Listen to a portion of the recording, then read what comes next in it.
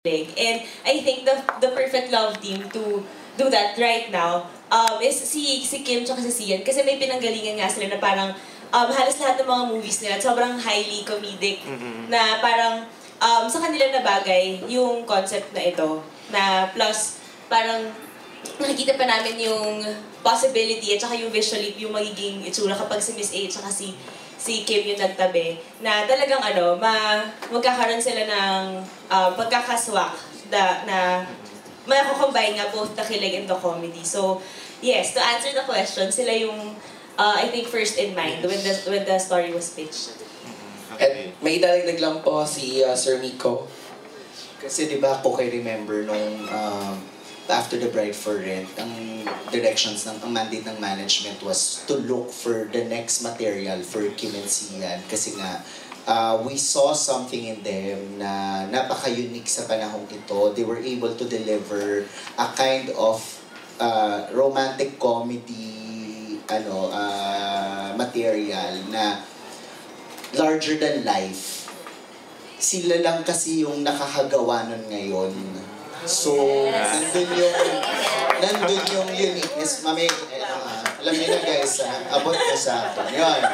So, yung mga kapaking Diyos. Yun. So, really, yun. Sila lang, yun yung unique selling proposition nung tandem now. And walang ibang nakakagawa nun kundi sila. Yun.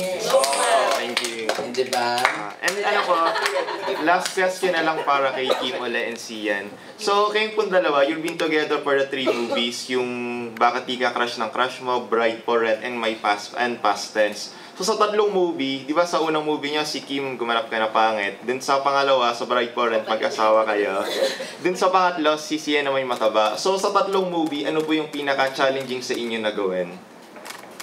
Ano yung pinaka-challenge? Ito yung pinakamahirap. Sobrang Bakit hirap. po? Kasi binabalikan namin yung mga eksena.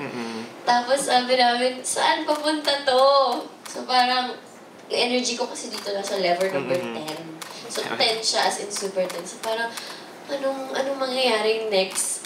Hindi namin alam. Anong pupunta? Hindi rin namin alam. So isa to sa challenge para sa amin. Kasi mayroon akong parang isa pang tao na ako. Siyempre, iisipin ko rin si Mama Ay kung ano yung mga gagawin niya, yung gagawin ko.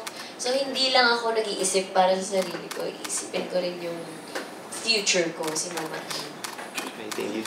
Para sa akin ito dahil yung fat suit ka. First time ako magkaroon ng prosthetics. At Pinataba talaga. Nakasawa na siya. Oo, mainit talaga. Parang, tapos pag yung nilalagay nila sa mukha, it takes 4 hours kasi medyo kinakapapa nila yung hulma ng mukha.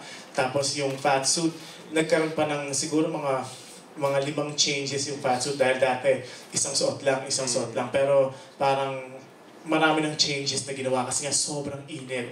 Tapos meron mga eksena na magalaw, papawisan ka lang ng papawisan. At nakakahilo na, hulas-hulas na minsan. Pero you have to stay in character. So talagang yung prosthetics, very, very challenging. Thank you, Kim and Sian, and Derek. Yeah. Thank you. Next question naman dito kay Sir. Hello. Hi, I'm Rod Magaro. Ang question ko ay kay Direk May. Direk, you've been doing a lot of box office record. Hanggang ngayon ba, nape-pressure ka pa din na mapantayan or mahigitan yung mga pelikula? Syempre isipin ko yung expectation ng tao, parang ng management, 'di ba, in terms of box office returns. Pero syempre, ang doon is not to let it get in the way of the process of making the movie. Kasi ang importante naman is that we give our best. Tapos, no matter what the outcome is, alam namin na ginawa namin ang best namin given the situation, given the circumstances. Okay na yon. Pero syempre, parang pag iniisip, pag sinasabi sa'yo, oy, dapat ganito mahigitan, or sana ganyan, parang, afraid. Pero syempre, parang, hindi yun ang dapat na top of mind. So we don't think about that. We think about yung mismong pelikula. We think of how do we make this into a beautiful film with no comparison to, the past. Kasi naman yun iba naman yun, iba ito. Hindi ko pala natanong before, sino yung